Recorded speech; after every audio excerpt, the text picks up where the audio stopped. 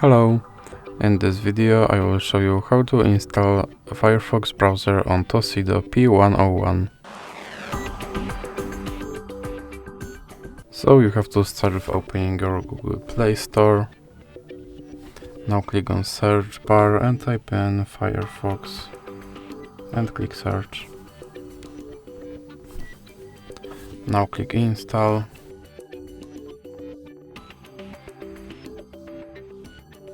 And now you can click open.